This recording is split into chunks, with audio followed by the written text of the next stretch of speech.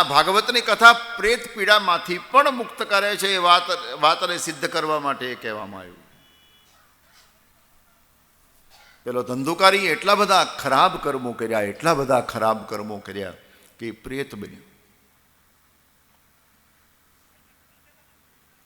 ગયા શ્રાદ્ધ કર્યું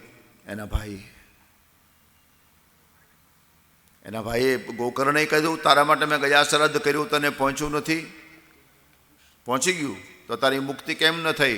બોલે આવા 100 વખત શ્રાદ્ધ કરીશ ને તો મારી મુક્તિ નહીં થાય. કેમ? બોલે મારા કુકર્મનો જથ્થો એટલો બધો છે કે એકાદ શ્રાદ્ધથી આમાં કાંઈ પત્તો લાગે નહીં. કંઈક મોટો ઉપાય વિચાર. સૂર્ય ભગવાનને પૂછવામાં આવ્યું. સૂર્ય ભગવાને કહ્યું, ભાગવતની કથા તમામ પ્રેતોની પીડામાંથી મુક્ત કરનારી છે. પ્રેત પીડા વિનાશિની. અને પછી આણે ભાગવતની કથા કરી ગોકર્ણાએ. અનેક લોકો સાંભળવા આવ્યા. પેલું પ્રેત પણ સાંભળવા આવ્યું.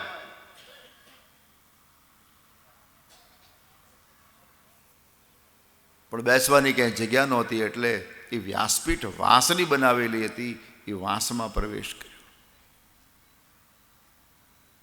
અને વાંસમાં બેઠા બેઠા એને કથા સાંભળી.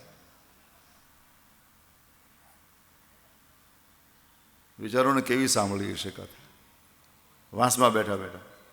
ત્યારથી આપણે ત્યાં એક રિવાજ કે કથા થાય ત્યાં એક 7 ગાંઠનો વાંસ મૂકવો.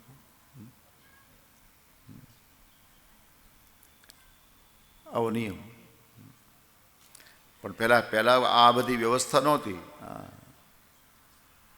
પહેલાં આપણે ત્યાં વ્યાસપીઠ વાંસની બનતી. 2 વાંસ અહીંયા હોય, 2 વાંસ પાછળ હોય. આજથી 25-30 વર્ષ પહેલાં હું જ્યારે કથા કરતો આવી જ કથા મેં ઘણી કરેલી. મને કથા કરતાં કરતાં 44મું વર્ષ ચાલે છે.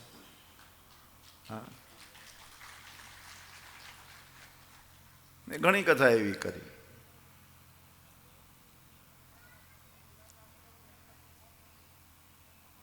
વાંસમાં બેઠા બેઠા કથા સાંભળી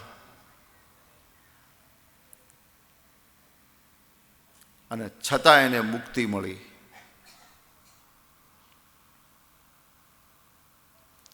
આશ્વાસન આપીને કહ્યું છે ભાગવતકારે કે વાંસમાં બેસીને આટલો મોટો કુકર્મી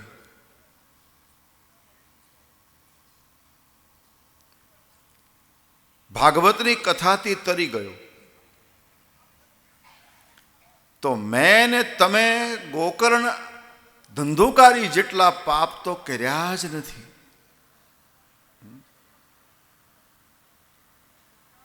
આપણે આવું વિચારી પણ ન શકીએ. એના પાપનું જે લિસ્ટ ભાગવતમાં ન વિચારી શકાય. આપણે વિચાર પણ ના આવે આપણને આવા પાપનો. એવા પાપ એણે કર્યા હતા. છતાં ભાગવતની કથાએ એને મુક્ત કર્યો. બહુ જબરજસ્ત આશ્વાસન આપી અને ભગવાન વ્યાસે આપણને કહ્યું કે વાંસમાં બેસીને કથા સાંભળનારો જો તરી ગયો હોય તો પછી આપણે તો ગાદી ઉપર બેસીને, ખુરશી ઉપર બેસીને કથા સાંભળીએ. આપણને ભગવાન કેમ ન તારે?